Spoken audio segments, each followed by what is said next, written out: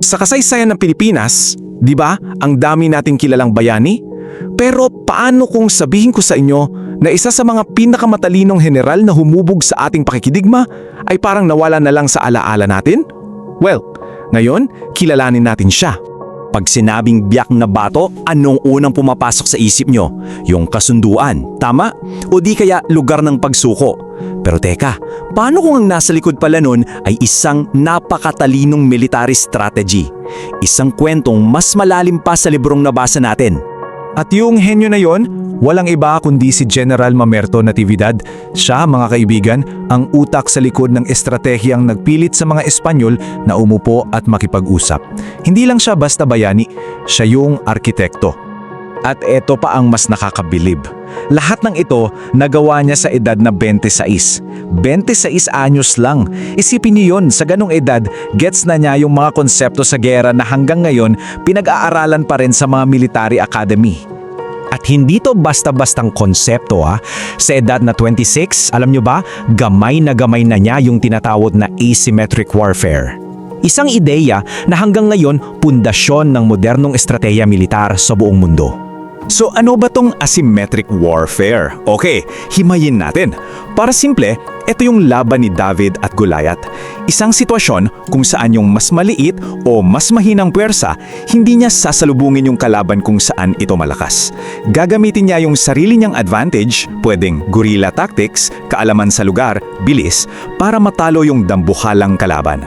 At dyan na nga, pumapasok yung unang haligi ng kanyang pagiging henyo, kung paano niya ginamit ang kalikasan bilang sandata. Tingnan niyo yung sitwasyon Ang mga Kastila lamang sa armas, moderno, malalakas. Ang katipunan, anong panlaban nila? Yung kaalaman nila sa terrain, sa lugar. Alam na alam ni Natividad na kapag nakipagsabayan sila sa patag na labanan, talo sila. Kaya saan niya dinala ang gyera? Sa biyak na bato. Isang battlefield na ginawa niyang walang kwenta yung pinakamalaking advantage ng mga Kastila.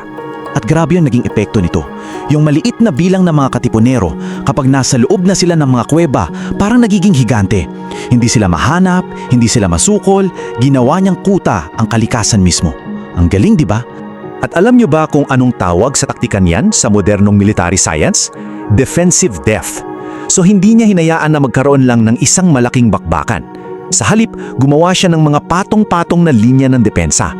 So isipin nyo, sa tuwing aatake yung mga Kastila, hindi nila nakakaharap yung buong puwersa ng katipunan.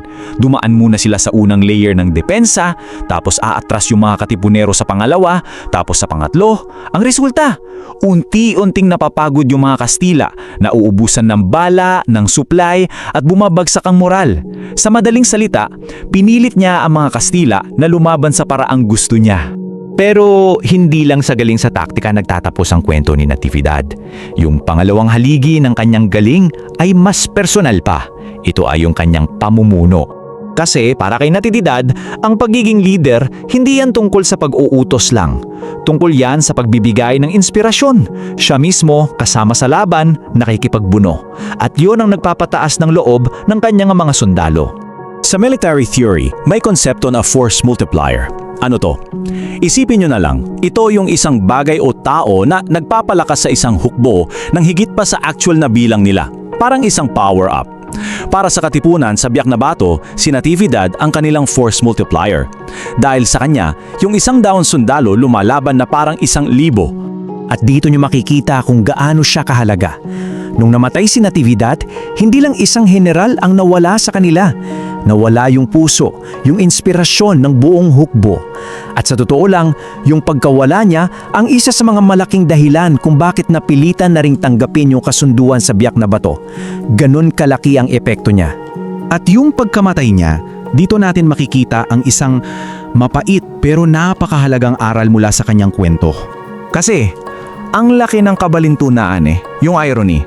Isipin mo, yung general na sobrang galing sa pagtatanggol, sa pagprotekta sa mga sundalo niya, namatay sa paraang hindi mo aakalain. Para maintindihan natin to, kailangan nating malaman yung konsepto ng High Value Target o HVT. Sa isang gyera, ang HVT ay yung tao o bagay na kapag nakuha mo, parang pinilayan mo na yung buong puwersa ng kalaban. At si Natividad, dahil sa kanyang talino at impluensya, ay isang napakalaking HBT para sa mga Kastila. At yun na nga ang nangyari, isang bala mula sa isang sniper ng mga Espanyol. Tinamaan ang general, ang Master of Defense, naging biktima dahil sa isang iglap na hindi siya naprotektahan. Ito yung napakasakit na aral tungkol sa kahalagahan ng pagprotekta sa mga pinakamahusay nating leader sa gitna ng labanan. Kaya pagkatapos ng lahat, ano ba talaga ang legasya na iiwan sa atin ni Mamerto Natividad? Siguro ang pinakamahalaga sa lahat ay baguhin natin yung tingin natin sa kanya.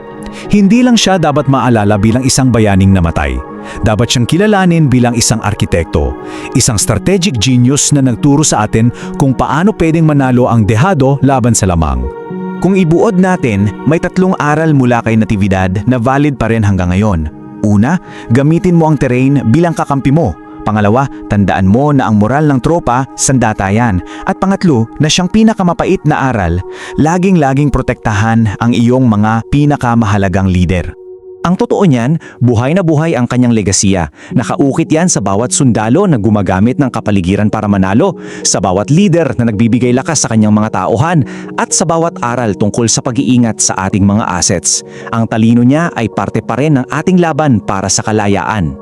Ang kasaysayan natin ay puno ng mga henyong tulad ni Natividad na marahil ay nakalimutan na natin. Kaya ang tanong ko sa inyo, sino pa ba yung ibang forgotten general na gusto nyong balikan at himayin natin ang galing sa taktika?